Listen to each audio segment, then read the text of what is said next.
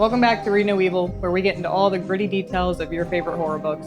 This week, we're pulling back the layers of chapters 19 to 26 of So Thirsty by Rachel Harrison. I'm Shaela Payne. My name's Ian Franco. You can cut this out, but am I allowed to bring up that this is like the third time I watch you do that? It took a second to remember what were the chapters we were just reading.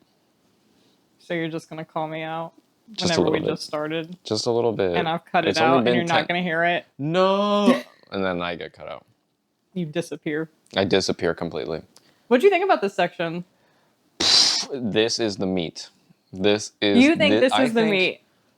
You know what? Yeah, because... it's a massive section. It's a massive section, and I'm pretty sure that, the book's going to go to a big, nice climax at the end, but I feel like this is like the meat of the book that's happening here, because in terms of action, just straight up explosive action, I wrote it in my notes in big letters, it's a bloodbath. Oh, okay. And you're talking about... We're talking chapter 26. We're going all the way out. The start of it? All the way out. Yeah. Which was a great way to end this section, I feel like, because it gets into the carnage of it. Because this whole book has to do with the friendship and just the figuring out their new reality of being a fucking vampire. How different they are in the way that they handle disaster, and actually how opposite they are. It is so frustrating to read because I don't agree with either of them. The way that they handle it. No, but I guess that's a good thing in terms of storytelling, because I just saw it, the quote pop up again for movies specifically, that if you have two characters in a room in a scene and they both want the same thing, you don't have a scene. But they do. Okay, that's the thing. They wider note, they do want the same thing. But then that's the trick of it, though. They want the same thing, but they don't believe that. They're not sure of that. How do I say? They both want the same thing, but they don't know. So I do agree and I don't agree. I think that from Sloane's perspective, she thinks that, but I think Naomi does think that they want the same thing. Yeah. Because I'm on Naomi's side, to be honest. Okay, I'm on her side, except for the physical things that she does literally once per chapter. She's chaotic as hell. She's crazy. I mean, do you want me to do a fast rundown about just what... I don't know how we do a rundown of this. No, because once you start doing the rundown... Listen, I have to take your rundown privileges away. Because once you started doing it... It's so exciting. You started giving your notes. And then you had nothing to say. I cannot do that. I can at least... Okay. No. Do we remember where we left off? The answer's no. No. Okay. Where do we leave off? They're in the forest, right? Right. It's snowy and stuff. They just ate a rabbit and they're like, didn't taste good. Is it kind of like the Twilight? We've brought up Twilight, I swear to God, in every single because episode. It's a really funny comparison to make to this book, because it does what this book's doing, but it does it from the perspective of a 14-year-old boy. Did they mention in the book that, because I can't remember, that rabbit also kind of tastes a little rancid? It's not perfect. It's not the best thing ever, but it's suitable. It's they will... Satious? It's satious. What am I trying to say? It satiates them? Is that... No, it doesn't satisfy them. Is satiate not a word? Sure. I think it's a word. You get what I'm trying to say? Yeah. Do you feel the vibe I'm putting out? Are you picking up what I'm putting down? Do I pick up the Pokemon cards you're putting down? Yes. Are we trading? Are we trading? Yes. Okay. Satiate, I'm pretty sure, is a word, and I think because in Twilight, didn't they hunt deer and stuff? Yeah, but they also made it a huge point that it wasn't. That it's not a good shit. Yeah, it's not good. It's it's not. It's good. It's an easy answer because I don't know. I don't think they ever said in this book, at least so far, that there's no lore reason for why human blood is the thing. No, I don't think the lore has to do with anything. It just is, which I do like. I do like that that they give you hints of that stuff where they're like, I don't know why it is. It just is. Well, that's my favorite thing about it. They don't turn into bats and they're like, it would have been cool, we just don't. They talk about vampires. They label it. They do the zombie. What The Walking Dead would never do. No. They talk about vampires, so vampires are canon in their world. Yeah. And they have all the lore that goes behind it. So because it's already there, I love that Harrison, the writer, does not feel the need to bring in the more lore. And it actually just has to do with friendship. And more than friendship, the codependence that both of the women have in their life. Exactly. Because even though, like, Sloane is codependent with Joel, and she's codependent with Naomi, and Naomi's codependent with, what's his fucking name? Lee. We get to meet this guy now. Yeah. Yeah. Codependent with that. The vampires are codependent. They're like a little traveling circus. And I really do like the dynamic that we really start to learn about with the vampires here. And I want that to be touched on more later, because it's just that we get our introduction with them, which is they're weirdly nice. And we had this conversation about, like, are they faking it? Are they actually luring them in for something nefarious? And then we're like, no, honestly. Do you think that they're... I thought for a minute that, like, maybe... No. Yeah, I did think for a second that maybe there was something nefarious about the way they were treating things. But by the time they started talking about stuff like blowing... Ilya being the one that likes to blow snow off of the car because he just likes doing that task, that stupid stuff, I start going, no, these are just a group of vampires that just happen to be vampires, and they're like, as long as we do things a certain way, we can just live and have fun. This book could almost not be classified as horror. It's definitely PG-13 horror. I think it's horror for the fact that it's just because it's about vampires. Yeah, I know, but, like, it doesn't have to be horror, because this could be more of, like, an erotica book. Almost. It doesn't. The sex stuff doesn't really play a big thing. The tension between there's tension. Sloane I know, and whatever. There's okay. You want to talk? Okay, if you want to talk about tension, there's one particular moment that happens in these chapters that it's ridiculous that it's a call sign. What? If I could bring it up now. Yeah. Okay. In the middle of, like, all this stuff where they're, like, trying to travel around and figure out, they go to that motel. Yeah. Okay. They hole up in a motel for not a couple nights, for a couple days, but then that whole thing. Literally one day. What? They last one night. It ended up being one day, one night, right? They hole up in that motel, and then there's another handprint on the window. I wrote it in my notes saying that, like, so that's Henry's call sign. When I read that, a smeary handprint. Because he doesn't have to float this time, so he's not struggling, so it's actually a handprint. It's a solid handprint. I actually, like, audibly gasped when I read that. Yeah. Because that's sexy as hell. And my response after that in my notes, you think that's sexy as hell? Yeah, I think it does something. Because she would know. I think my response to that thing in my notes is just the word what. What do you mean? What do you mean that's your call sign? It's a handprint?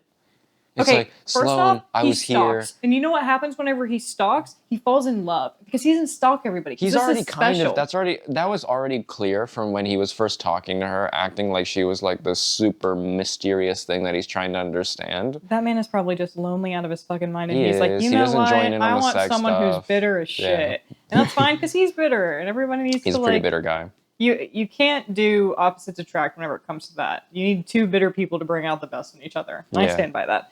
I'm obsessed with the call sign. I like it. It's funny that it's that. And I wish that if there was a visual version of this, like a movie or TV show at some point in the future, that they do make a discrepancy between the two handprints. That the first one and the second story thing of the cabin, in the beginning of the book, it's a smeary one because he had to float up there. But this one's solid. It's a solid handprint because he was just standing out the window. Okay, imagine this. Let me paint you a picture. Yes. All right, you've been driving all night. You just murdered a person, a man, or whatever. Right, yeah. We'll get to that. Yeah. In the, at a pit stop, right, you just went through something traumatic. Okay, I'm stalking you. This is not sexy, all right? You're scared for your life. I'm also thinking about just the physical decision that guy made to go, I'm going to put a handprint on this window so she knows it's me. Oh, it's cringy as hell. What the fuck? Okay. Here's the funny part whenever I read this book. Okay, the writing, impeccable. I'm loving it. I'm loving all the connections. To be good. It's good. But going into it, there is this level of PG-13ness that is almost, I'm like, okay, well, where is the depth? Because if you take out the orgy, it is really shallow. Not in relationship. I'm talking about in the grit, in the visceralness, because even though there's a lot of blood and there's a lot of massacre, the way that Naomi talks is so almost childish and a lot of this stuff. And like the way that they talk, or maybe it's just like the way that I'm picturing it, or... Well, I think that has to do a little bit with her character, though, because we did learn more about her, that she had a kind of rich upbringing. But are you thinking about it from... Okay, what TV show matches the same aesthetic that this comes up? Because it's not anything Mike Flanagan. No, there's no. Okay, I see what you're saying. Is because the horror elements, the elements that are supposed to be scary. Diaries. That's what I'm saying. This is giving this is a dramatic world where characters cause problems for themselves, and there's vampires in this world, and there's silly little rules. Oh, maybe True Blood? No, True Blood's. True Blood's not that scary. There's no tension. There's no actual suspense. There's no suspense where a character's in a scary thing and we feel terrified for them. It's just yeah, but the vampires are also nice. Yeah, that's the thing is that there's so much niceness surrounding the vampires themselves. I think being absolute no threat and being we just wanted to bring you guys and we wanted to sleep you, then we wanted to bag you, and now we have you. Now we have done this, yes. You're part of our circus, and we're going to be together because we're friends forever, and we'll have sex here and there. Yeah, we have sex here and there because we're all sexy. Like Polycule Hill. Yeah. Forever. Always. You're always in this relationship. You literally can never leave. I feel like if it was written from a different angle, it could be seen as true horror. And I'm feeling from Sloane's angle, it could be true horror, but it's just not written that way. Okay, though, from Sloane's angle, though, maybe she is looking at this from a perspective of it's horrifying and it's terrible. She doesn't know what to do. Mm-hmm. I have a massive problem with the way she is addressing these concerns out loud and how she's so worried because she talks about not having answers or solutions with all these problems that are happening that we'll get into about what actually happens. And that she's so uncertain and it's a disaster, it's a catastrophe. She has no answers. Yes, she does. Literally at every turn, there is an answer or there is some kind of path that she could take that someone else tells her that we can do this to find answers and to get grounded in our situation. And she refuses that at every turn. Oh, her at the end? Oh, yeah. Infuriated me. Infuriating. I was fucking livid the entire time. I kept saying in my notes that every reaction that Sloane has at the end, this is what, chapter 25, 26 at that point, right? That piece. Oh, 26 kills me. Mostly 26. Every time Sloane does something and I need to note about it to remember, I just put a frowny face. Because that's literally just her core reaction the entire time. I want to go back to the very beginning and then we can start hitting the beats. Laying down the planks. You're smoking weed in the forest. You're working the shit job. This fucking guy. You are just trying to get by. Yeah. You're dealing with a bunch of rich people who are going upstate New York to hold themselves up in a cabin. They're gonna keep ordering room service and bugging you. You're just trying to get by and you're trying to make some money, and you definitely don't live in the area, and it's a 2-hour commute each way. You probably live in Buffalo. Buffalo's pretty cool. I used to go there a lot, so we're not going to dog on it. I'm not trying to dog on it. I'm just saying you live in a place that isn't Christmas the main for 10 years I would go. I'm not going to dog on it. Okay. What's another... Whatever. That's not important. Auburn. Sure. No, but their football team's good or something. I was going to say it's actually probably better than it's Buffalo. It's probably a cool college town. Okay. Yes. He just needs money for weed. Yes. He just needs money for weed. Bro's sucking a doobie. That's you. All right? Okay. What are you doing? You see two fucking women. I see two fucking smoking hot babes eat a rabbit in front of me. Two smoking halfway to cougar babes eat a rabbit in front of me. They're not even that old, but by all means. No, I'm saying halfway too. Oh, okay. Got I'm being respectful. I don't feel like it is. I feel okay. I don't know what I'd do. What does he do? I forgot what he does. He doesn't do anything. He just stands there. He steps on a twig. Classic. Because Naomi he stumbles him. Yeah. Okay, so this is proving the thing that they don't necessarily say it, that vampires are faster than normal, and they don't give us a clear description. But they do show it at the end. They do show it. Yeah. Because the thing is, it's Naomi is suddenly not there, and then she's there. They're doing that thing where it's inexplicably she's suddenly over to him, and which is the best way. By the way, sorry, on this section, the lore of the vampires aren't talked about, but every time something happens of them getting hurt or something like their abilities, it does slowly get introduced, and I'm like, okay. It's good. It feels cinematic almost, like that. We reveal visual. It's shown, not said. Even though they went over the lore, It's so funny. This is show no tell from a medium that is telling you. Yeah, but come on. But you get it. But vibe with me. Remember, I'm relearning how to be literate. Okay. Yeah, exactly. That's the whole point of the show. Okay, so just learning new words. Being able to read without stuttering. Yeah. Yeah. You're doing great so Thank far. you. I really try. Actually, well, we haven't read a single passage from and this I'm book, not I don't think. gonna because I learned my lesson last book. Yeah. Okay. Naomi just grabs him and just starts. No, but what are you? I'm saying, yeah. Oh, what do I grabs do? him. They drink from him. They leave him. Cool. I'm saying, what are you doing? Well, that's the thing. Am I also making the same mistake he did and I step on a twig? No. Because he doesn't he barely has time to react. No, because he's dumb enough to step on a twig. I'm asking just like, what are you doing? Like, are you trying to run away? Are you just gonna be like, I'm not gonna walk up and be like, what are we doing? You're not gonna be like, do you guys want some weed? I'll be like, you guys want a hit? Like, you're not doing the appease method? No, if they don't notice me, I'm leaving. Okay. That is a thing that you see in the woods and you go, maybe the weed was too strong. Are you telling the cops? No, because I'm high and I might. And that's none of my business. That's none of my business. And it's either going to be one of two paths, right? I'm going to either think it's none of my business and this is real life. I'm going to back out because this just happens in the woods sometimes. Yeah. The second option it just happens. It just happens. It's just super casual. The second option. Was this weed too strong? Am I now seeing this random shit happen in front of me? And I would take it as such. So that's why I wouldn't take that to the cops because maybe I made this up. Okay. Asking myself this, did I make this up? Gaslight yourself into Exactly. And then you'll probably never touch weed again and you're like, dude, last time I tripped. I'm just going to switch to crack. Okay. Like switching brands of cheese. What else happens? Oh, since he's high, that's a fun thing. And they drink his blood, they get high. They did that in the Vampire Diaries too. They did? Yeah, so every time or they do it into the what is it, Shadows? What we do in the Shadows. That did happen there. Like they were all on drugs and they just massacred him and they're like, I'm so high. Yeah. Yeah. I do like how that gets translated into this story, but that doesn't last that long because they just leave him. they knock him out. They don't kill him though. Okay, yeah, congrats. Yeah, clapping that motherfucker it out. Up. What do you mean you just leave them and then you go pack and then, okay, Naomi's really pissing me off here. Because she keeps going. Oh, because I'm so concerned because I'm so concerned. No, I'm worried because I'm like, dude, this thirst thing that they have, it just doesn't stop. No, that's across thirsty. The board. That is with every vampire. Oh, and they did say that when you just get turned for the first time, it's worse for the first few days. Well, okay, to bring up another vampire lore. Bring up my big vampire book. Interview with the Vampire. It was like that too. It's supposed to be all-consuming. I hate to bring this up, but that's also in Twilight. Remember they have red eyes when they get turned? It's gold. It's such a masterpiece, but it's actually a bunch of really bad movies. When you actually think about it, they're not that good. I think you're disrespecting the whole franchise and you need to show some respect.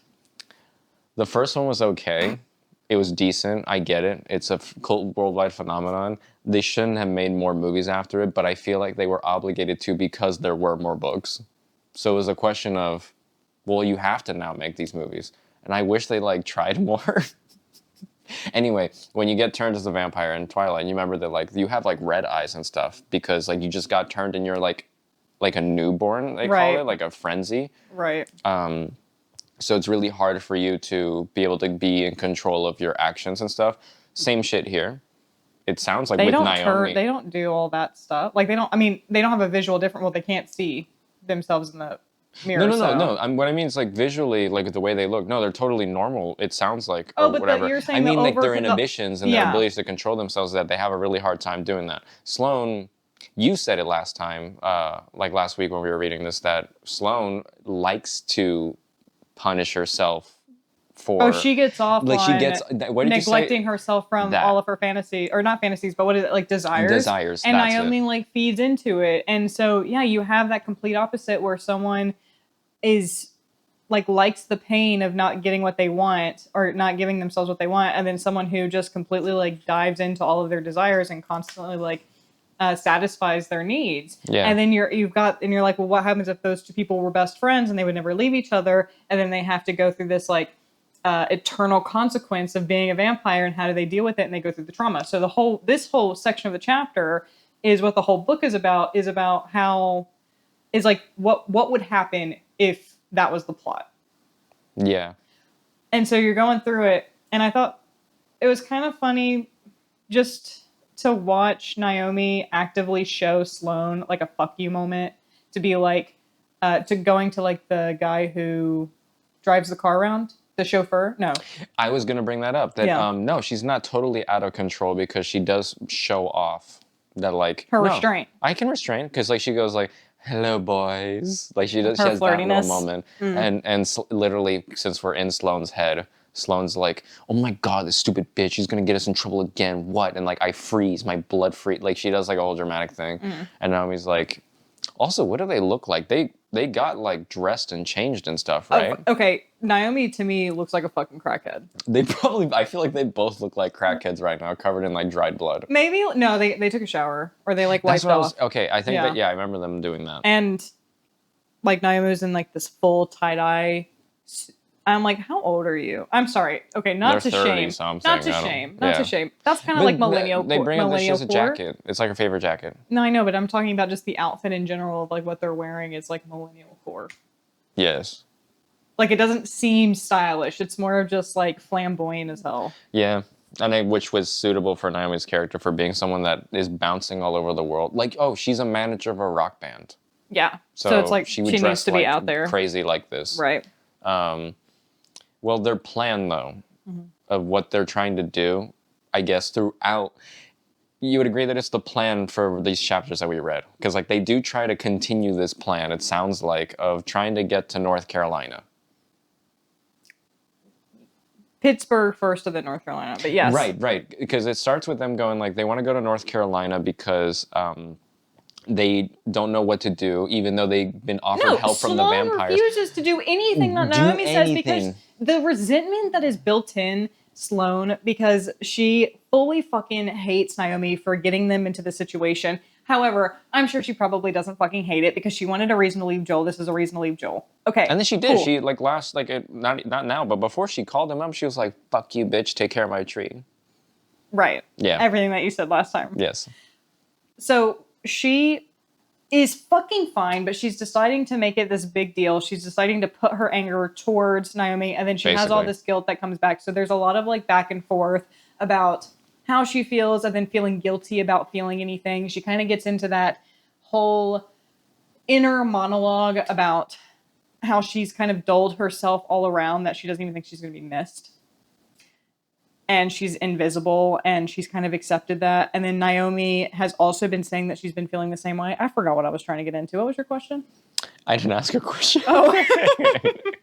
No, it's the topic about where they're going now and like what's the problem. Oh, like, okay. And then I went on a rant about... You went on a rant about how Sloane hates every decision that gets made. Because Naomi wanted to go back to the vampires, which she was too fucking willing to do, because that's crazy. What do you mean? You don't know them. But she's like, no, I need blood. The woman would join a cult in a second. But Sloane was like, no, let's go to your parents' house. Yes, it's a parents' house in Wilmington, North Carolina. That's just a real estate investment or something. And then we get that history of, it sounds like Naomi comes from some money, and that's a house that's not going to get used for a few months so that they can write it out, was basically the consensus. And they were like, we'll figure out what to do from there, even though they have the vampires as literally like a history teacher to tell them what to do. They have mentors. I mean, mentors that they have sex with, but they have mentors. Well, isn't that, you know, college life, bro? What kind of college experience did you have? Not that. Didn't we meet in college? Exactly, yeah. Mine was very simple and plain. I'm going to lie. This won't be the last time I'm going to bring up my issue with Sloane and not wanting help from the vampires, because the last time I'll bring it up for right now is that she keeps on saying this throughout this whole decision process, because now they're going to go to Pittsburgh to meet with Naomi's boyfriend, Lee, because she says that she needs to physically, in front of him, break it off because he'll go look for her. Not like Joel, it sounds like, who's just like, oh, okay, I guess, kind of thing. But Sloane keeps bringing up in her inner monologue how she's struggling to figure out answers and figure out what to do next with all this new crazy shit that's happening to them, even though, again, the vampires kept telling them, if you need help, ask us. But she is so spiteful. So spiteful. She's so boo-hoo about everything.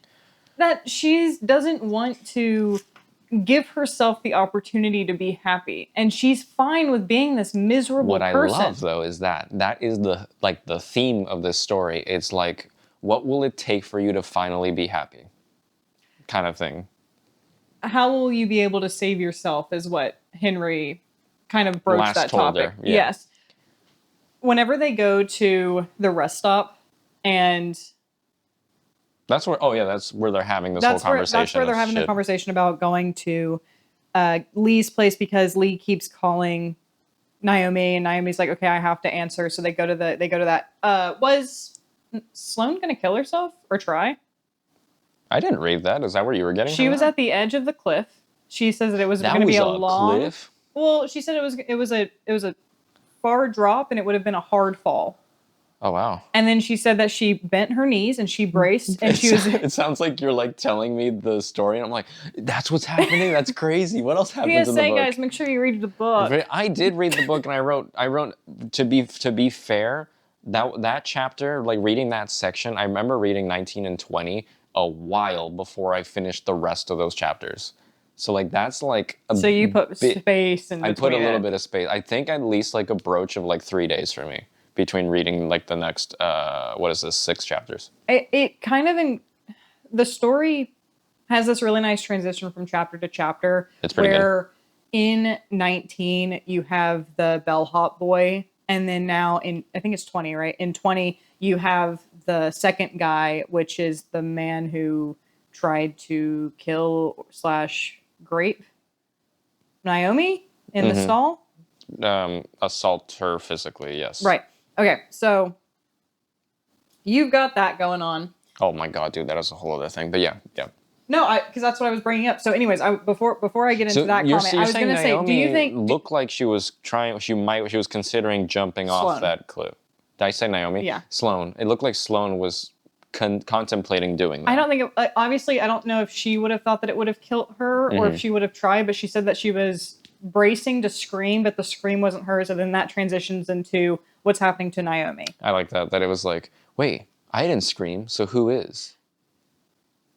Cut to the stall, and Naomi's over this mountain of a man. Also, his last words being cunt. Hilarious. Oh, I was going to bring that up. That was so funny because, okay, so setting up that scene, it's like a rest stop. Like if you're driving across country, it's like one of those little rest stops that I love them. Like they're great. You love them? Yeah, because they're like a fully furnished bathroom that you can go do your business at, maybe get some chips. If you ever want to find Ian, you find me at a rest stop somewhere on the interstates. And it's nice because there's usually like a nice view somewhere and you could take a second if you've been driving all day.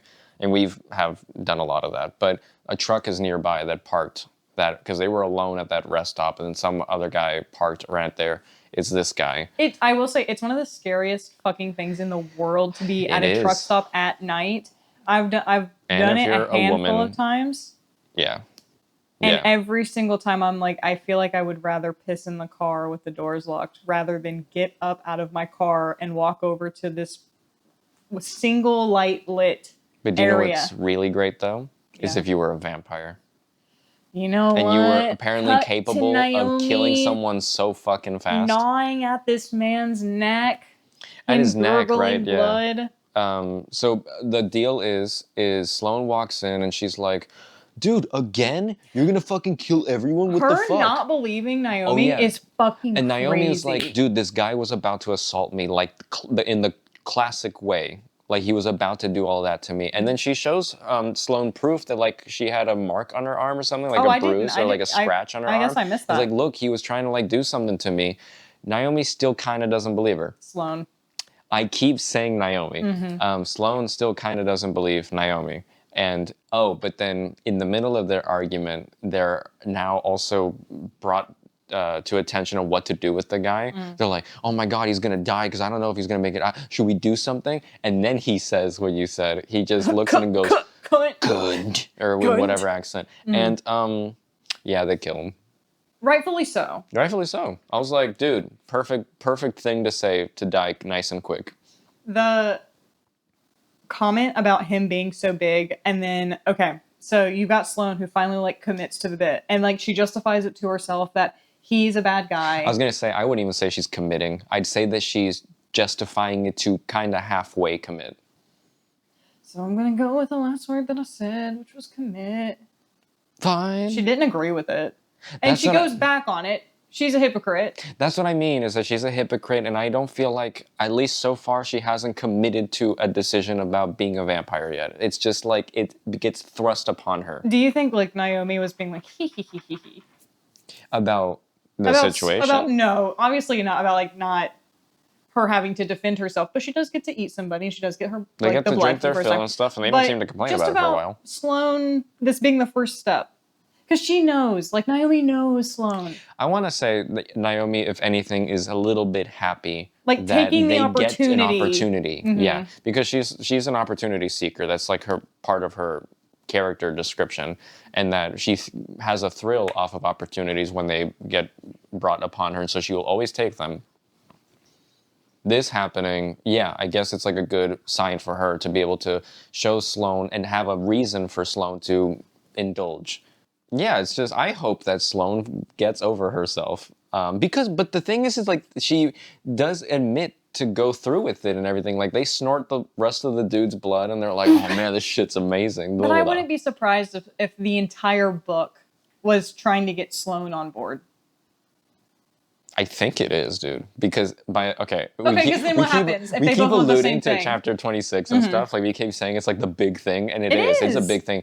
To allude to chapter 26 again, hey, you have to finish listening to the rest of this podcast if you want to know what happens, unless we talk about it in like 10 minutes. But that question is still brought up. But the stakes and the action and the setting are huge compared to this. Right, so I feel like it's just going to keep getting, the stakes are going to keep escalating it's to be able to get someone to be like, hey, can you get the fuck out of your head for a second? And can you just look at me? Like, it's just me and you, baby girl. Yeah, all right, we're just going to get this together. It's like the universe looking at Sloane in the face going like, I can make a bigger bomb. You just got to commit and say yes. The universe is really pushing her in a direction, and she's like this stubborn rock that refuses to fucking move even though the sand is moving around from her. Yeah. They do end up going to Pittsburgh. Yeah. Naomi has to do this. Right before that, before they get to Pittsburgh, there's a really funny note that I mentioned that they drive off after all this stuff and they do head over there. They say that on the radio they put on old school Arctic Monkeys. What do you mean old school? When did Knee Socks come out? I don't know. Is that not? I'm picturing early 10s. Like, right? Right. Like 2010. Right. What do you mean old school? Brother, I'm or are 26. You talking are they talking about? Okay, because there is different periods of Arctic Monkeys, because you have like their biggest album, which was AM, and then the stuff that they made after was good and interesting, but it's different. But then they did have some stuff that they did before previous years. Are they talking about that? If they kept up with it, maybe. I heard old school Arctic Monkeys. I'm like, do you mean in general, or do you just mean like their older stuff? Because yeah, their older stuff, you could call it old school, I guess. I'm gonna say the beginning before they got cool. Fine. So like everything right before, do I want to know? Basically, yeah. Basically. But okay. I just wanted to bring that up. Yeah, they're in Pittsburgh. They are outside of Lee's house, and like they're contemplating their decision. What? Oh, I mean briefly, like they're talking about like should they do this or not, and Sloane's saying, should I do this? Naomi's like, I gotta do it, brother. No, Sloane going, should you do this? Should we just go? And then Naomi's like, I texted him, he's gonna come out here, and he does. Bro comes out. We do learn a little bit. Sorry, he's exactly what I pictured. He's exactly what I pictured. A quick thing on Lee is that we do get more on his backstory. That he got with Naomi very quickly. And that he loves her a lot and stuff, but she does care about him, but thinks that he's an asshole. And then we do get to see him actually be an asshole with their actual little breakup moment where she tells him to keep his distance. He keeps coming closer and be like, babe, I don't get it. You're acting so fucking weird. Do you know what he reminds me of? That dynamic of Naomi and Lee is the same sort of dynamic with in Fleabag, the sister and her husband. Yo. Where it's like she gets her freedom from someone being like her husband being an asshole, but he's really just an asshole and it does nothing for her and she just deals with it because like she has this twisted idea in her mind of like, well, I'm fine if I can put up with that. So it's like street cred almost. Yeah. And that's what that gives me. And I'm like, but he didn't seem like anything worse than the other dude from the Fleabag show. No, like I don't get any vibe from this Lee character that he's like the most evil man in the world or something, but he represents the same kind of thing that Joel does, Sloane's husband, that he's just some guy. Yeah. He's just some guy that is a picture perfect version of a life with one of these women, and it's just whatever. Like they're given the opportunity for something much more different, extreme, and incredible compared to the mundane that they're trying to escape. It could have been anybody. Like he could have been anybody. Him and Joel could have been anybody. It could have been we, P, any, whatever. Yeah, you like that one? Are you sticking with that joke? What I do love is that he's getting closer and stuff to talk to her, but then she's trying to tell him, Naomi's trying to tell Lee that she's breaking up with him, that she's done. He takes it wrong, and he's like, what do you mean you're quitting the band? Oh my God. You're quitting your job? Audibly but, gasped. Like, we're about to record next week. Audibly and then I gasped. have Naomi's reaction, just angry face. Just... Are you kidding me? I love that. That's perfect. Because it's like literally a parallel to the way that it was with Joel and stuff, that Joel immediately went into, no, I'll get better, I'll do this, I'll stop cheating and stuff, even though this is the third time he's been doing it. Caught? And yeah. the third time he got caught doing it, it's like, great, you're reading off a script. That's this guy's version of like doing something so predictable of like, oh, no, you don't give a shit about the relationship, you just needed your band manager. Because and they did it in a paragraph. Exactly. Yeah. And the relationship itself is just so taken for granted from both of them. Yeah. It's like the codependence has nothing to do with Lee and Naomi, has nothing to do with the relationship and everything to do with the work. It was about the band and the rock stuff, yeah. That's just... I'm also wondering what happened in Budapest. Because he's like, is this about what happened in Budapest? She was like, I don't know. No, dude, it's not. The Budapest thing just sounds like, I don't know, some kind of like orgy thing probably, right? Or maybe he slept with a groupie. Yeah. And like, do you know what? That's fun. But they have an open relationship. They do. I don't really think that. Or maybe like they were supposed to do something and he got blacked out or something. Yeah. Because she's so like, no. Yeah. I mean, anyway, look, he gets too close. He gets like angry and stuff. Dude, Naomi just bites him. Okay. Where does she bite him? She bites him on the arm. On the arm? On like on his wrist. It's always like every time they get bit, every time someone gets bit, it's either like on their leg, like it's where their arteries are. Yeah, but I don't think Naomi's doing that intentionally, is she?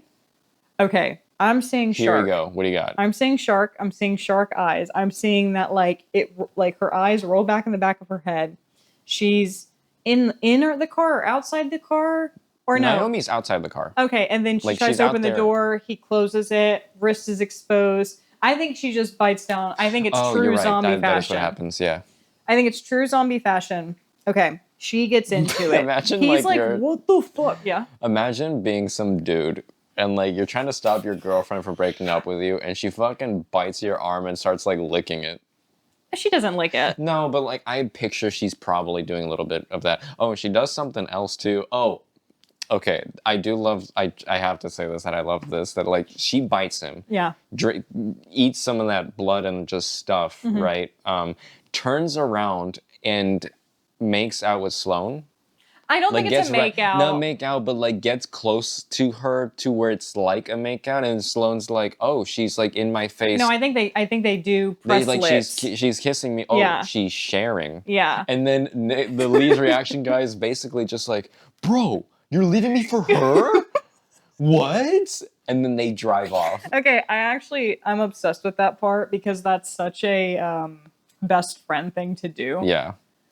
You know, just because you're best friends, guys. It's like, it's whatever. It's so normal. If you're roommates, if you're best friends, we all know. It's fine. You know, you got to be open and friendly. Yes. Okay? They're sharing. They're kissing. Yeah. I'm sure it's not a mac and session. No. It's really just a shared lip. And then I visualized it like that, and then from Sloane's perspective, it's like, oh, she's sharing blood with me right now. Great, thanks. Yeah, but because they're both in a bad state. Like their skin's like ashy and stuff. Like they're decaying. They're like they look they're like disintegrating. I don't want to say they look like ball sacks because someone would obviously notice and call that out. But just imagine getting bit by your girlfriend who just breaks up with you, and they makes don't out have with her sharp best teeth. friend, and they're licking each other's mouths and stuff. They don't have sharp teeth. They have regular teeth. But their deal, they got regular teeth. Mm-hmm. But their deal is that since they're like more superhuman strong now, they can bite through shit really easily. Also, well, I think anybody can. Can't we? I think it's just about if you want to or not. Isn't it the myth that like biting through your finger would be like biting through a carrot? I think that's a myth. You think that's a myth? Yeah. Like, or it's just as easy to do that? Okay, how many zombie shows do we watch? If someone's on bath salts, we've seen those videos. I thought you were about to say, bath salts. We've seen people we know on bath salts. We live in Portland, Oregon. We have seen people on bath salts. I can't decide if it is bath salts or if it's any of the other fun stuff. If it's one not leaned over and more running down the street yelling, it's the same shit. You think it's bath salts? I think it's the same shit. I think it's whatever they can get their hands on, I'm sure. On the topic of what they can get their hands on, Lee keeps texting them while they're driving away. So like a little story moment, they dump their phones. Like they actually finally do that. I guess they start thinking about like if they're gonna get chased by the government or something. Okay, or tracked. They've attempted murder one guy, murdered another guy, attempted successful murder, and then they've bit a rock star, and Sloane has left her husband, although she's still legally bound to him, so he can't physically do anything. But he can decide medical decisions for her in a hospital.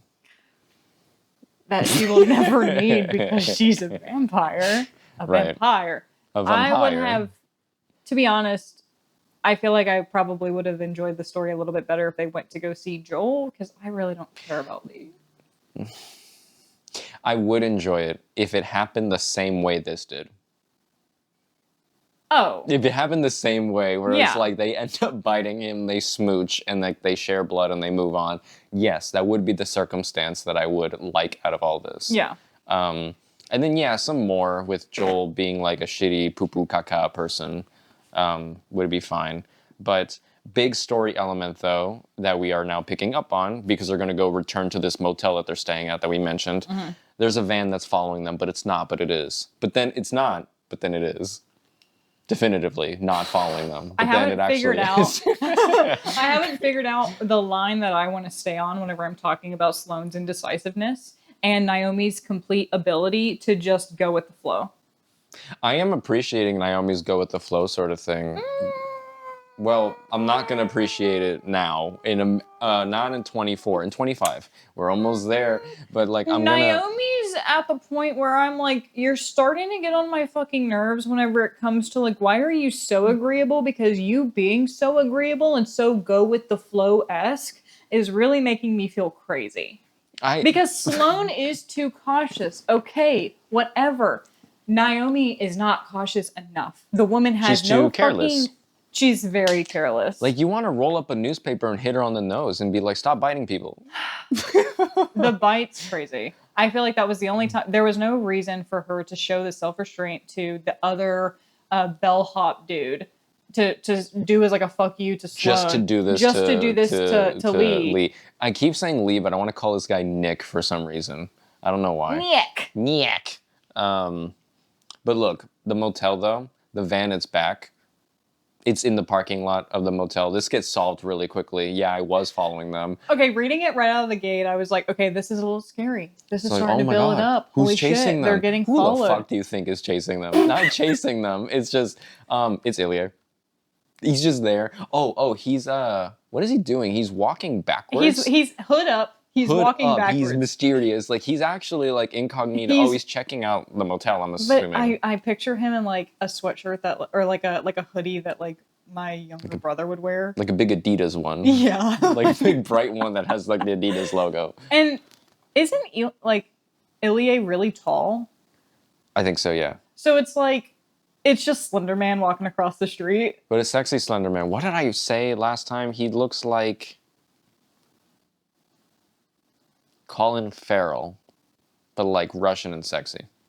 I don't think that's what you said last time. I think it is what I said last time. Okay. Colin Farrell, like, I can't think of a movie he's been in recently. Okay. Anyway, he was in I forgot the name of the movie. Ilya comes up to the door and he's like, "Found you guys. Anyways, you want some cherry coke?" So I tried and by cherry listening, coke he means blood. So I tried listening to the audiobook. Yeah. And on Libby app, right? So plug in your local library, free audiobooks, download the Libby app. You get a library card at your local library, you qualify to make an account on the Libby app. Free. Fucking free library, free books, free audiobooks, as many as you want. You have to check them out on the same process, right? I don't do this stuff. And there's only limited copies, so if someone has it checked out, you have to wait. But it's like a normal book. You don't have to fucking do, like, what is it? Audiobook? Morning. Wait, check. What am I trying to think? What am I trying to say? Audiobook?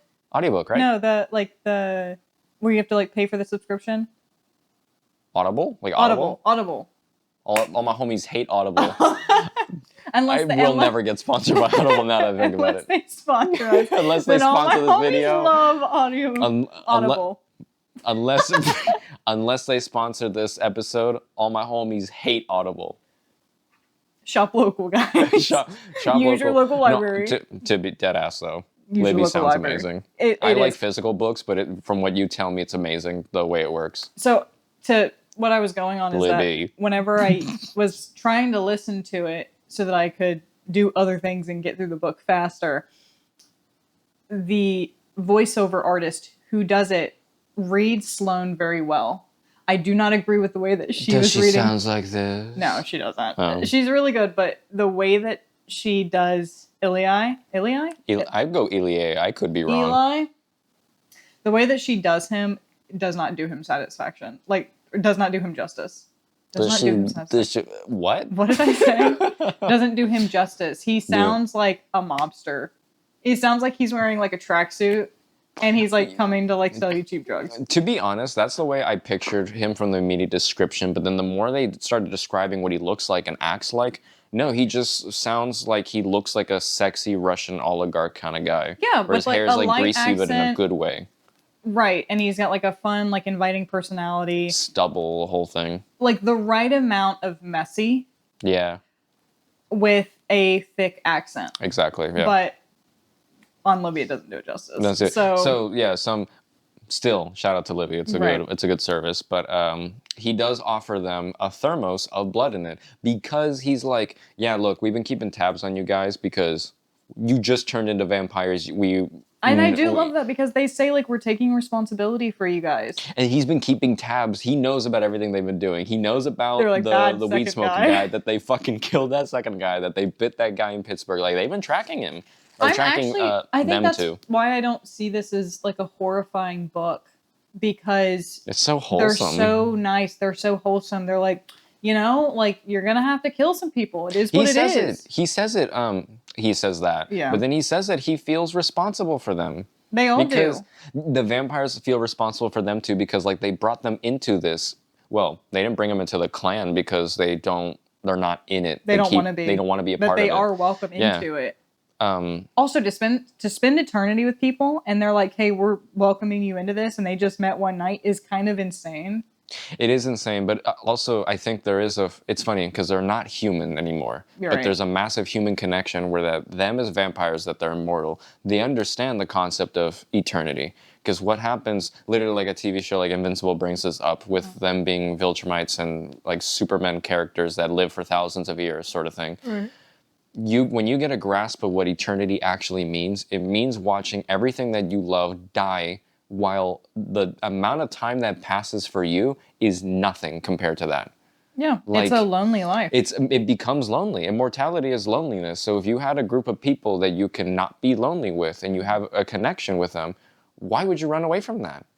Well, maybe they're pieces of shit, but these guys aren't. And he says, he's like, look, you guys keep doing your thing if you want. We're not obligating you to do anything. We're going to keep watching you though. But okay, I'm missing the horror elements of this. I get that. Okay, I will say that. This is a horror book, but it's not a book about suspense or thrills. No, it's just horror. It's just horror elements. I'd say it's about thrills, but it's horror elements. It's horror elements. It's like Young Frankenstein. Sure, I haven't seen that. It's I don't know if you'd like it. Probably not. I'm pretty picky with them. Mel Brooks it's a comedy movie of the story of Frankenstein. The last thing I want to do is watch he a fucking comedy movie. He tap dances with the creature. All right. All right. But it's the story of Frankenstein. It's the exact same thing. I bet it is. Every time in that, just a fast thing, in that movie, there's like the maid, like the head mistress maid of like the Castle Frankenstein and stuff. Every time she says her name, a horse like neighs loudly in the distance and thunder claps. That's kind of funny. No, it's a funny movie. And this is the guy. It's just. Do you know the last time you told me to watch a funny movie and I listened to you? I fucking hated it, which was Swiss Army Man. Upon watching that movie for a second time, I did feel weird about a lot of it. I was like, this is a good movie, but some of this is coming off really weird. Just not my taste. And That's so fine. To be fair, so don't judge me if I say, no thank you, I don't want to watch that. Those directors ended up getting Best Picture. I believe Not for that movie, but for the next one. Okay. Sweet. Anyway. Oh. Ilya gives him this thermos of blood. Be like, here, and we see you guys, Sloane's true fucking colors for the first time. Fucking piece of shit. She nearly drinks the whole thing by herself. Sucks that thing down like it's a fucking margarita. As a reader, I'm like, finally, because I was so over her pretentious self of being like, I'm better than Naomi. I have more self-control. Meanwhile, she acts like she's like this bigger person. And she's like, I can control myself. Naomi's the one that can't. We just literally saw the inverse of that play out physically. Plus, Naomi calls her out. She's like, dude, what the fuck? She's like, what the fuck? She's also like, can you just please admit that we have the same problem? Like, can you stop acting like you have this like moral superiority over me, and then also that you don't have the same thirst that I have. I'm on Team Naomi with this for this moment because she's not trying to one up Sloane. She's telling her, just admit we're the same. I'm not trying to be better than you. I just want you to understand that I know what you feel like. Stop acting like you're so alone. That's what's so frustrating is that like Naomi is such a friend.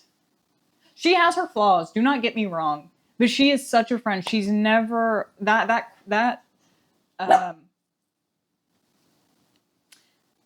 quality of a friend to never put yourself on a pedestal next to them and to always recognize that you are on the same playing field and that you are a team is such a great quality to have that is not taught. Very well spoken. Thank you. You're welcome, princess. Thank you. And especially with them being vampires, what I was going to say was it's that like that quality as a character comes out even more so, and it matters even more. Yeah. And yeah, in Sloane's inner dialogue, she still thinks she's right. And that she still thinks that Naomi has, I just slurred my words. She still thinks that Naomi has worse control over her impulses than she does. And she's like, even though I did do that, I don't know why. It's like, bro, like maybe you're kind of not a good friend and you're a big hypocrite. Not to diagnose, maybe you should say that. But she's kind of seeming a little narcissistic. And that's chapter 24. That's how that ends. It's like, then they're like, all right, I guess we'll just keep driving then. And and they are just at this point mad at each other. Yeah, now at this point they're both mad at each other for what you're saying. Naomi's mad at her at Sloane because she won't admit to the real situation at hand between them and how she feels. And Sloane's mad at Naomi. I actually don't know why she's mad at her right now. Because the anger that she feels for that, I think, is the only thing that's actually getting Naomi. Fuck you for making me switch up the names like that. That anger is the only thing that's getting Sloane through this traumatic experience. And I think that Naomi knows that. But I think she knows that. And so the anger probably comes from that because Naomi knows that it's not fair. But to get through it, Naomi's like, fine, just fucking be mad at me, bitch. Whatever. Yeah. I don't care. Are you gonna like suck it up? Are we gonna get through this point? Yeah. Are we gonna go join our polycule and be together forever? Is that what this is? So I'm finally glad that there's this tension where they actually are mad at each other and it's coming to a head. Yeah. What's the start of 25? I can't remember. 25, it's they started driving that way and this is where we're learning about what's the house and what's the deal. And that they're really super thirsty again. It just starts so the gas station. And then 26 is also the gas station? Did I never separate 25 and 26 in my notes? Dude, no way. I didn't okay, I don't know in my notes, because, okay, a little insider thing here. For my notes, I do separate them by chapters, and I write the number of the chapter in a really big letter, and I just keep writing I just scramble all my notes in this little notepad. I'm gonna say this.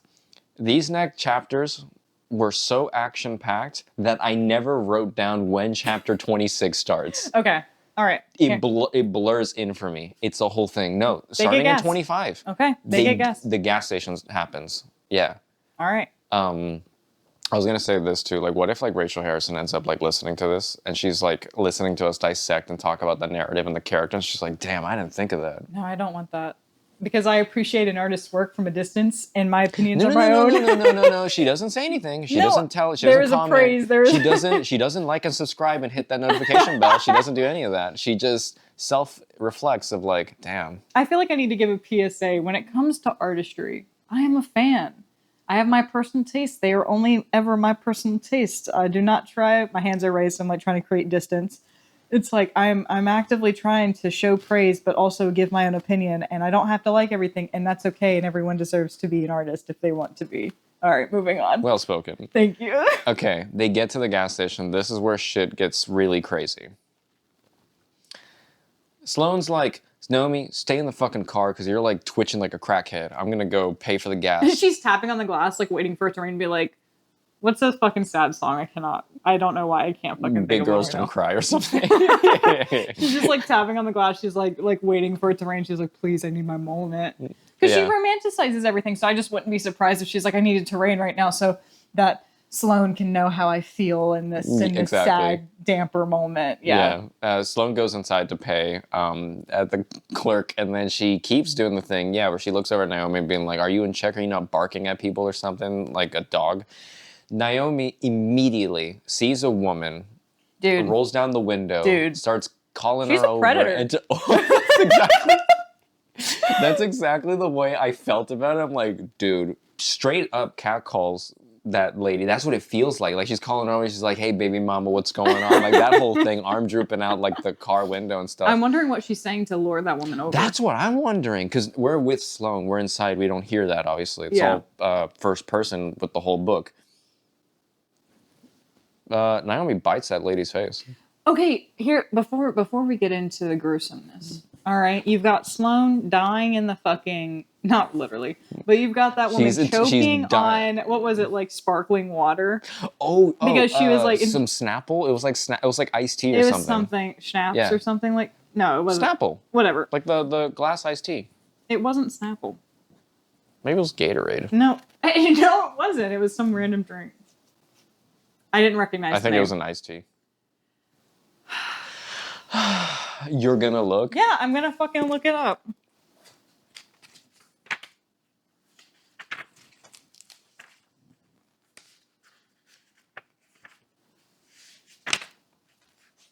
Schweppes. Schweppes? It's a bottle of Schweppes. What's Schweppes? Yeah, I fucking told you it wasn't. I don't know. It is. Wait, okay, Schweppes so isn't next it? time I say something, do not give your opinion. Okay, ever. You can't blame me for thinking it was Snapple because it starts with an S. Dude, I literally said the word. I was like, it's Schweppes. And you were like, it's Snapple. I said it's Snapple because I've never heard of Schweppes before. It doesn't mean that it doesn't exist. Is that like club soda or something? It's something like that. It's like a brand of club soda. Whatever. She was like, it tastes like piss. She drinks it and it tastes like piss. Tastes like cool. acid, whatever. Oh, okay. wait. But I now remembered. Naomi didn't just bite the lady's face immediately. She does that after. She like fucking grabs her. No, like that's by what the I'm back saying. of the head and pulls her into the car.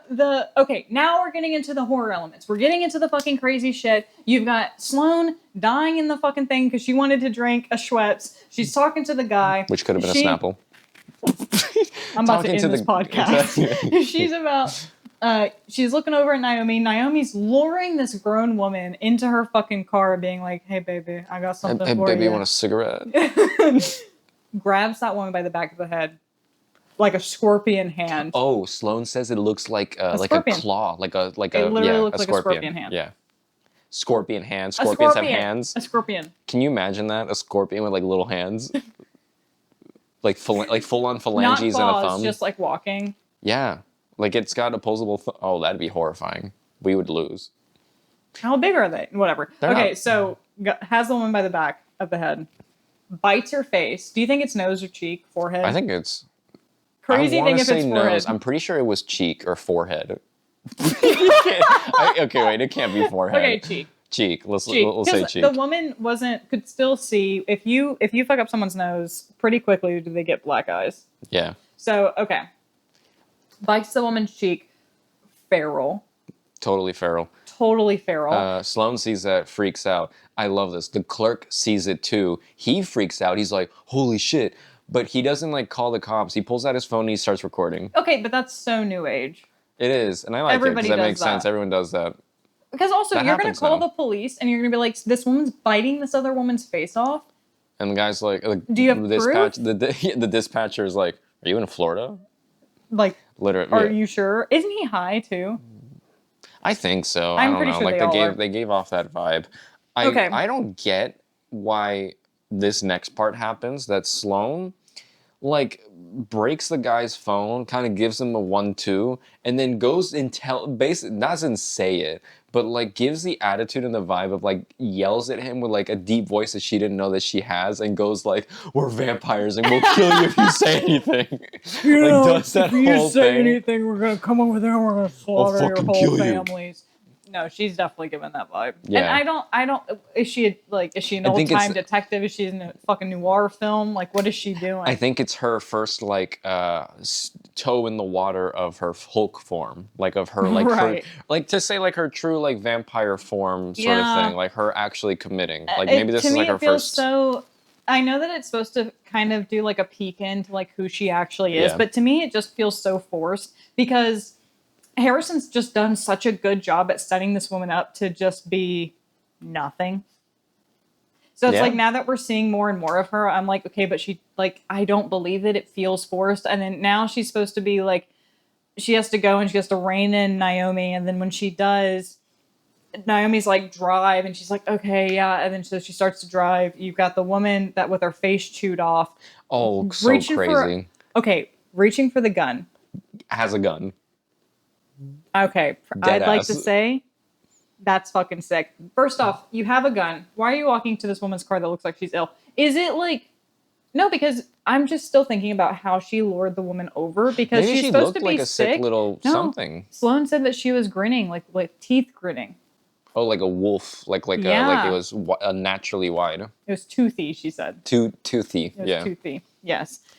So I'm just wondering that. You're not bringing your gun? I mean, that's the thing. She talks about it so much in this book that the play on being a woman or not being seen as threatening and being seen as like an older woman in general, that you don't have this threatening presence. So there's no reason for people to have their guard up around you. I wonder if that had something to play with that. I mean, you have a gun in your purse. You're walking over. Why would you think that you were going to get bit in the face?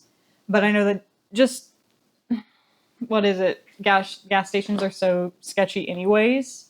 Is it the night? It's like nighttime, right? I think so.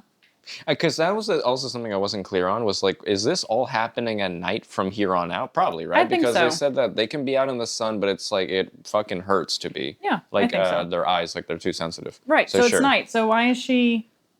Also, the fucking gas station has cameras.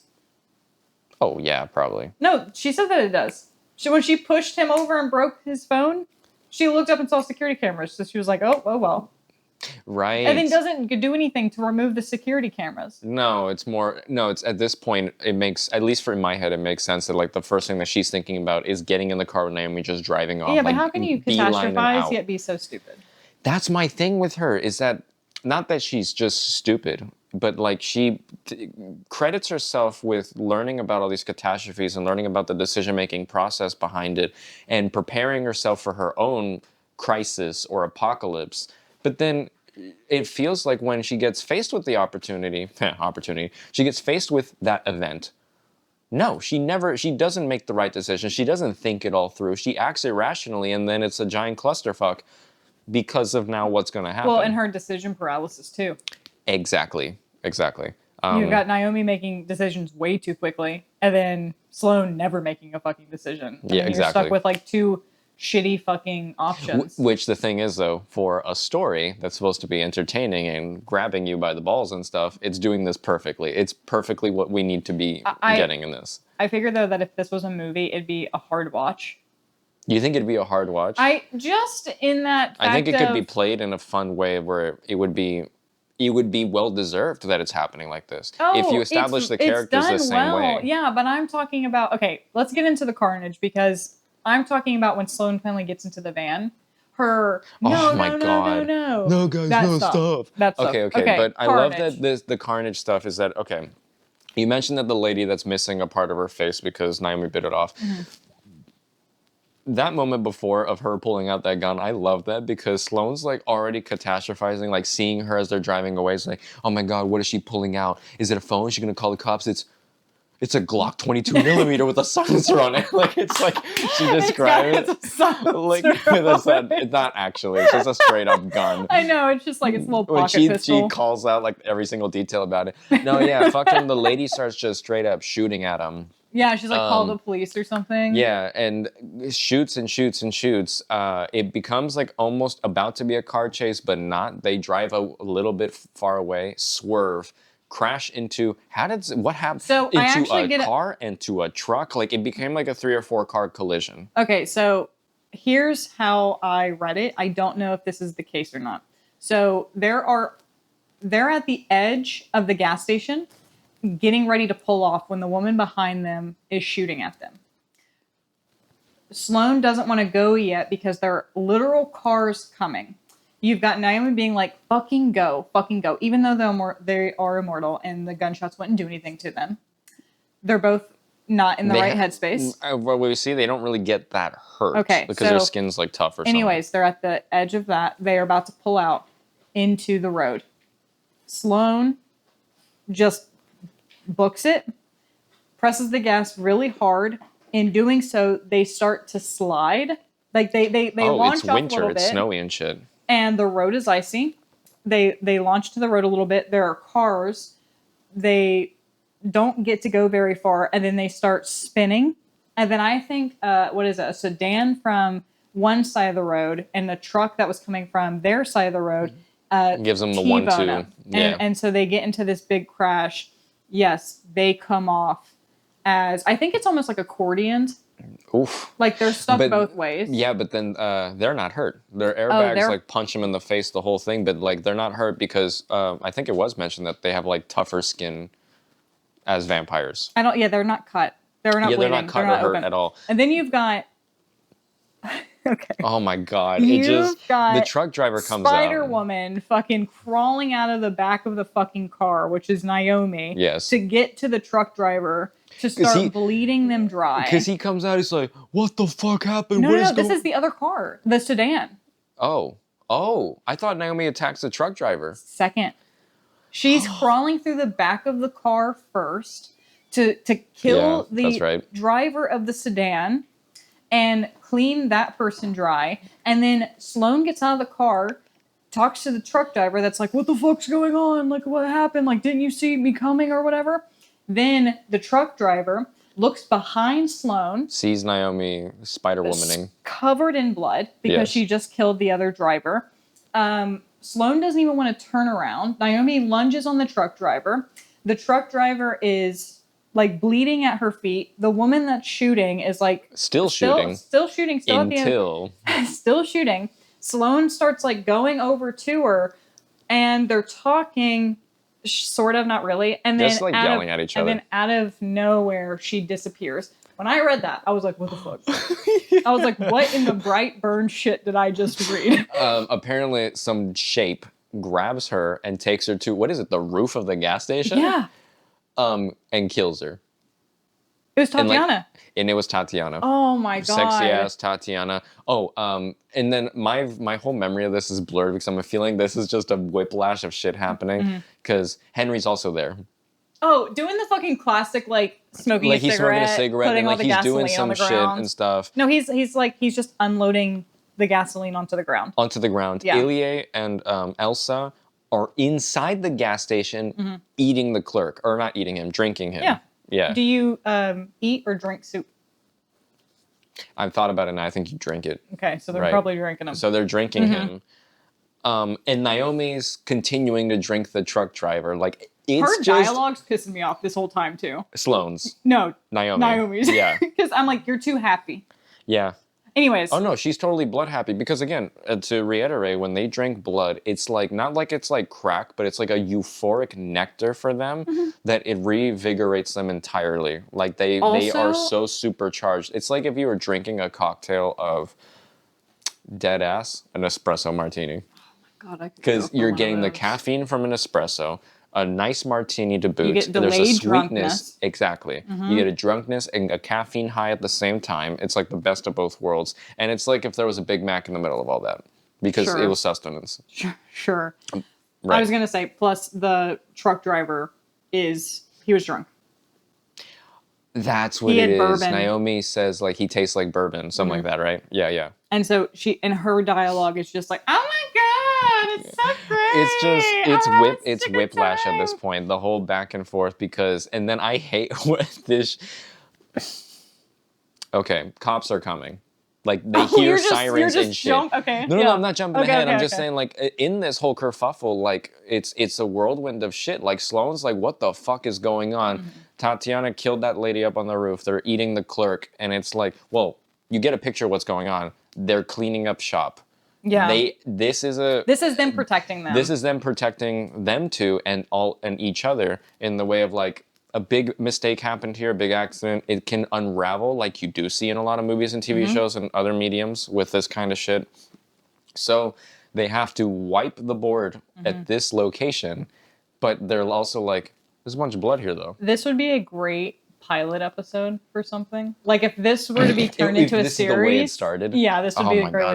There'd have to be so much more, because we're almost near the end of this book. But I'm saying, like... Yeah, that's what I'm saying. This is, like, almost climax stuff because of how much shit just happens here. And then, especially, what else happens before Henry does this thing?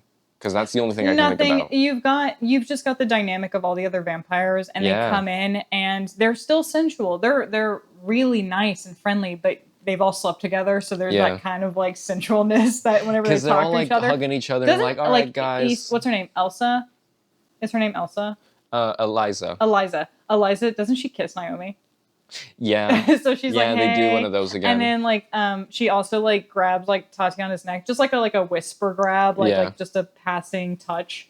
And then Tatiana like walks up to Sloane, and it still has that sensualness. Yeah. And is like, hey babe, we're here for you. I knew you'd be trouble. Like, and even though Tatiana is like supposed to be like the hard ass of the group. Yeah, and she continues to be for the most. Yeah, but it's really not that bad because she's really generous whenever it comes to it. Because somebody has to be a hard ass. That's the thing. She's a hard ass, but like so far she hasn't like put up obstacles or anything. She just said, "I don't think this is a good idea. This might not go well," and then stops, and then lets it all happen, and then later says. And she's like she is similar in the Sloane way, except she's kind of like this mix between Sloane and Naomi, where she still has all the stuff that Sloane would say, I can see that. But she does all the stuff that Naomi would do. Yeah. Like, to me, it feels like she has the most, like the head on her shoulders, like the best head on her shoulders type of character. That. I'd still say Henry is still the best head, because, him being the leader and the oldest, it sounds like. No, he's whatever. You think he's clouded by misjudgment? I think with his love. Whatever. He's clouded by love. I think he's put on this pedestal because he's the oldest. But I think that if it was switched with Tatiana, I feel like it's the same character. Him and Tatiana are the same character. Basically. They're moody, and their opinions are probably the best, whatever. Yeah. So, no. On the topic of dramatic, but yeah. They all load into the van. Naomi just fucking pops in that bitch. She's like, okay, we're going, let's go. Sloane, let's go. Sloane being dramatic and pulling it long and being like, all right, I don't want to go. She's like, oh my God, no, we shouldn't do this, guys. This is so bad. What are we doing? Meanwhile, Henry's like, all right, guys, we all ready? Like you said, he was unloading gas all over the gas station, all over the floor, Zoolander style. He fucking does the take one last drag, the cigarette flick. Motherfucker blows up the gas station. He just blows it all up. No, and my favorite part so far of all the vampires just in general and their dynamic is them trying to talk Sloane down. Because Sloane's like, this was a massacre. And was it, I call him like, Eli. Little fuck up. He goes, shit happens. Tatiana is like, listen, life is going to throw these things at you. You have to just figure it out. Get up, figure it out, move on, and go. move on. Like, you have to move on with your life. And it's just like, they kind of offer this like groundness, this foundation for both Sloane and Naomi to have this like stableness that they craved in their past life, while also being able to have this freedom. Exactly. Like, they do it so well. Okay, again, like with the writing, it's so well written because you have these players come in and they are those touch points of, I keep bringing up the concept of answers and the concept of guidance and judgment and stuff, and like they're bringing in that touch to these two characters that obviously need it. Like they're the puzzle pieces that fit them at this moment because of circumstance and because of whatever happened to them since the beginning of the book. They're now intertwined, and not because they're just vampires, but because it's about who they are as people and their emotions and the way that they react to situations. They're the yin and yang of each other. But then you got Sloane not accepting any of that. Still. I mean, I'm wondering where it's going to go in like this next part. Because she keeps acting like she's like lawfully good and stuff. Like that's the vibe I got from it. Not lawfully good. Then she's like, guys, that was at least 3 felonies that we just committed. I don't think it's lawfully good. I think it is just true neutral. I don't think she wants to be seen as anything. I kind of agree to that, but she keeps bringing up particular, like, what do you call it? The way she describes things makes it sound like she cares about the way things are supposed to be. And what makes me think about that is like, well, in a lawful stance that she thinks that no, things have to be right and done the right way, even though that her reality and her existence doesn't have that kind of thing anymore by social standards of what she used to see. Right, but think about how much she contradicts herself. And then that's what my thing is. Like how much, like the trauma that she had from high school, or not high school, sorry, from college, yeah, where it shifted her life completely for her to have such a safe life that's not who she is at her core. Like, she is chaotic at her core.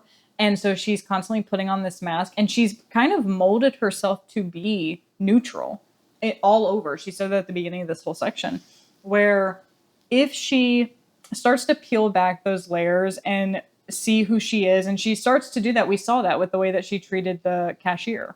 Right. I think she just hasn't accepted the fact that she is chaotic, because it would remind her of the trauma that she went through, and she's not ready to accept that because she's not ready to leave behind the life that she once had and that safety that she kind of believed in. So, like, I think she just wants to still be seen as that neutrality of the whole thing. And that's kind of being like perceived as good or like lawfully good, but it's not. Look, that's the thing, is that I can agree with that mostly, because yes, that is the person that she's trying to be. She's just trying to be like a gray rock that is indistinguishable, but then has this belief that, I don't know, it's something about that is what irked me with the way but it's what you said. It's because of how hypocritical she is and how she does say that she's this thing and then does this completely opposite thing and behaves a different way and then flip-flops on her judgment about certain things. And that's why that's my stance about her trying to be lawfully good, is that I had it a second ago that well, she doesn't know who she is. Not anymore. That's the thing, is that it feels like, okay, to rephrase that whole idea, it feels like she's grasping at a bunch of different straws to try to figure out who she is. And if in this moment she's grasping at the idea of she's supposed to be lawfully good and think about the way things are supposed to be done right. But no, that's not working, because you can't. Think she truly cares. Her by nature can't be like that. Yeah, and I don't think she cares. I think she thinks she's supposed to, but I don't think she truly does. But then, and also what Henry and this group is showing, what it sounds like they're trying to show them, is that you can almost be lawfully good as vampires, and what they're doing, I guess, might be the way to be like that. Well, because if being good can exist for a vampire, it would look like this. Yeah, I believe so. What I do love is, I did. Okay, I read like a small little itty bitty bit ahead, like the next paragraph in chapter 27. All right. Because chapter 26, where we're ending today, it ends with them telling Sloane and Naomi that they're gonna go to the castle, and I'm like, oh fuck, that's crazy. I'm excited. Where in America? What castle are we going to? Can I just? Yeah, go ahead. It's a Ren Fair castle. It's an abandoned Ren Fair. No, not abandoned. It's not in season. Okay. And they just break into it. Okay. That's it. That's all I read in the next one. Because I was like, what castle? What are we talking about? Okay. I kind of thought they were giving old money. I wish they gave old money. Now believing that they are actually giving hobo.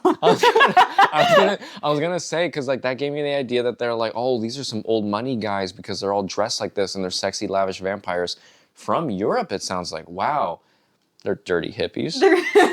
They're oh my god, they are the opposite of every vampire you've ever read about. Basically, it sounds like these vehicles they have too, because they had like the super fast car that their excuse for why they weren't driving that around is because there's too many of them. So they have this van, but then it's like, where'd you get the van from? And it sounds like they just find them. They steal them. They find them, and that's it. Yeah. They're squatting and they're stealing cars and they're drinking blood from hospitals. So they're probably stealing that. Yeah. Okay. They have a humane method of getting the stuff. I'm wondering if they're going to run into a bad vampire because technically they already ran into the Pale Man. And Roger. But they called him a feeder. But I'm talking about one that they're actually going to interact with. Like, what's the next step? Yeah. If it's not, because I feel like this was the big Carnage one. So what's next? Because we have how many chapters left? Okay, so if we're on 27 now, like the start. 27 to 34 is next? Yeah, the book ends at 34 and there's an epilogue, I think. Yes. Yes. So I'm just wondering what else is there, because from the way that this is written, Sloane's not going to accept her vampirism until the end. Because what else would there be to write about? I was going to say, with her accepting her vampirism, these chapters were showing the extremes of what it was like being a vampire in regards to humans, to help Sloane's judgment make that, so she can make that decision about what she wants to be, that whole thing about her journey. Right. No, it makes sense that they're probably going to run into the opposite side of that spectrum. Not the worst case scenario of what it's like with humans, the worst case scenario what it's like with vampires. Right. And so I feel like, yeah, they're going to that's definitely going to be something that happens. Because I also think that the feeder is what happens if you decay. I'm talking about just a truly like living bad vampire, like not decaying. Oh, okay.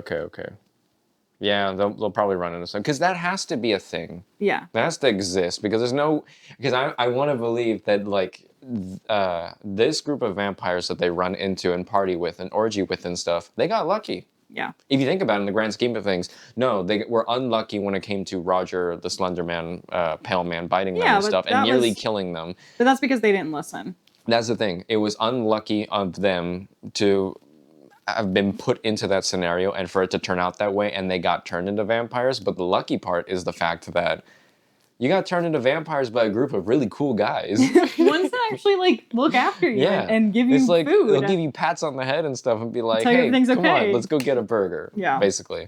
So that was a fun whole section of crazy shit that just it's pushing Sloane into a further hole that she has to redeem herself somehow. And I know she's going to somehow, but like she has to really redeem herself at this point, because honestly, dude, like this stuff, like Tatiana, you said it, that Tatiana tells her, this is what happens. You have to just move on from this because you can't escape this stuff. It's part of our nature now, but you can be better.